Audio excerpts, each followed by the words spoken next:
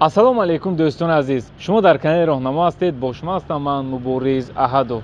агар солҳои пешро назар кунем, нисбати солҳои пеш мардум ҳоло услугаи таксиро зиёдтар истифода мебаранд, вале дар ин услуга баъзе ҳилаҳоу найрангҳое аст ки на ҳама аз он огаҳ ҳастанд.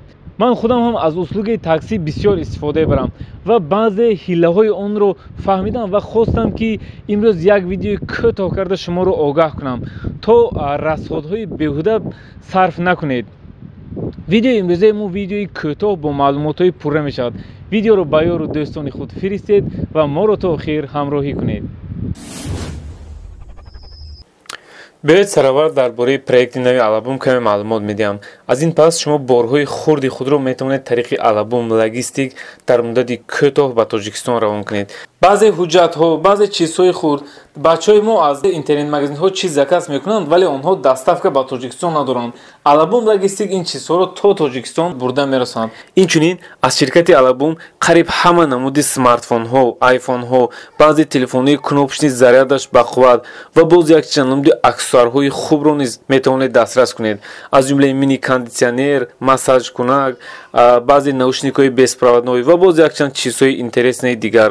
касоне ки хариданд, марҳамат ба ин рақамҳо муроҷиат кунед. мардум ҳоло бошад таксиро асосан тариқи программа зиёдтар заказ мекунанд. вақте ки мо ба ин программа регистратсия мекунем, мо якчанд данниҳои худро барои ин программа иҷозат медиҳем. масалан заряди телефон, местоположение, соати телефони моро дида метавонанд, яъне интернети мо маълум мегардад ки 2G аст, 3G аст, 4G чӣ хел кор мекунад ва ин агрегаторҳо, яъне ҳамин данниҳои моро ба фоидаи худашон истифода мекунанд. чӣ хел? масалан агар заряди телефони шумо аз 20% кам бошад, шумо такси заказ кунед, дар ҳамин вақт зуд коэффициентро боло мебардоранд, яъне нархи таксиро қимат мекунанд. онҳо медонанд ки яъне заряди телефони шумо кам аст, шумо имконият надоред ки дигар таксиҳоро бинед, дар омода ягон программи дигарро бинед, яъне шумо имконият кам доред. аз ҳамин ҳисоб зуд нархро баланд мекунанд, шумо маҷбур мешавед ки таксиро заказ кунед. дар ин ҳолатҳо вақте ки заряди телефоно аз 20% кам аст, маслиҳат медиҳам ки беҳтараш ба рақамҳои оператор прамой занг зада заказ кунед. масалан ҳамин программаам рақамҳои оператор доранд, прамой занг занед, таксиро заказ кунед, ки ин чиз ба шумо каме маблағатонро эконом мекунад. боз чӣ хел ҳамин данниҳои моро муқобили мо истифода мекунанд. местоположени моро вақте ки мо регистратсия мекунем, онҳо мебинанд, онҳо медонанд ки хонаи шумо дар куҷо ҷойгир аст, яъне шумо ҳама вақт дар куҷо меистед, аз куҷо заказ карда меборед, боз ба куҷо бармегардед. вақте ки такси заказ мекунед, агар ба хонаи худ заказ кунед, дар ин вақт ҳам нархро камяка баланд мебардоранд. дар ин ҷо як роҳи дигарро мегӯям. ҳангоми такси заказ кардан, яъне подъезди худро, хонаи худро намонеду, доми ҳамсояро монед, адресашро, ё ин ки кӯчаи, яъне як дом он тарафро нависед, ба хонаи шумо наздиктар бошад. дар ин ҳолат нарх иваз мешавад. хай боз худатон инҳоро тафтиш карда бинед. хуб, боз як секрети дигаре ҳаст. агар шумо аз назди ягон кафе, ягон бар, аз ҳамин гуна ҷойҳо таксиро заказ кунед, дар ин ҳолат ҳам зуд коэффициентро баланд мебардоранд. барои чӣ? барои он ки онҳо медонанд ки дар чунин ҷойҳо асосан бисёр одамон менӯшанд, яъне мошинҳои худро истифода намекунанд ва онҳо мебароянд сархуш маҷбур ҳастанд ки такси заказ кунанд ва аксарияти чунин одамҳо ба нарх аҳамият ҳам намедиҳанд. аз ин истифода карда онҳо коэффициентро баланд, яъне нархро баланд мекунанд. агар рафту дар назди ҳамин хел ҷойҳо бошед, беҳтараш камтар ягон 100-200 метр аз ин ҷойҳо дур равед, баъдан таксиро заказ кунед. каме ҳам бошад, пулатон эконом мешавад.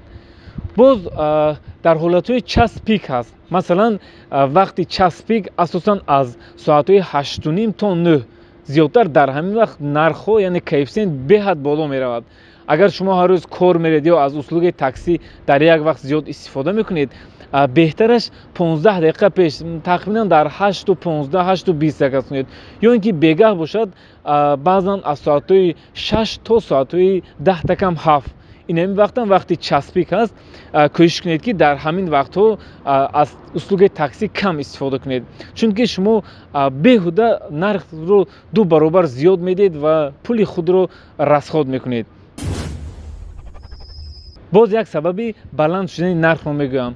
вақте агар шумо аз як точка баромадиду, масалан такси заказ кардед, дидед ки такси пас аз 10 минут меояд, куштед зуд заказ кардед, масалан дигар таксиро дидед ки он ҳам дер меояд, як адресо масалан 4-5 маротиба задед, ҳамин тавр автоматически ба база яъне дани меравад ки дар ҳамин точка гарячи точка аст, яъне такси кам ҳаст. аҳамият дед ки зуд нархро дар ин вақтам боло мекунанд. як адресо 4-5 бор задед, автоматически нарх зиёд шудан мегирад. дар ин ҳолатҳо ҳам боэҳтиёт бошед, ба ҳамин хатогиҳо роҳ надиҳед.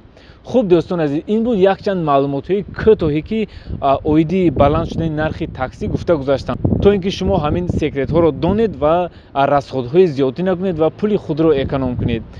хуб дӯстон азиз, видеоро ба ёру дӯстони худ фиристед, то онҳо низ огаҳ бошанд. худованд ҳамаи шуморо нигаҳбон бошад. то видеоҳои оянда, хайр. ҳамон подписатсияро якта занед.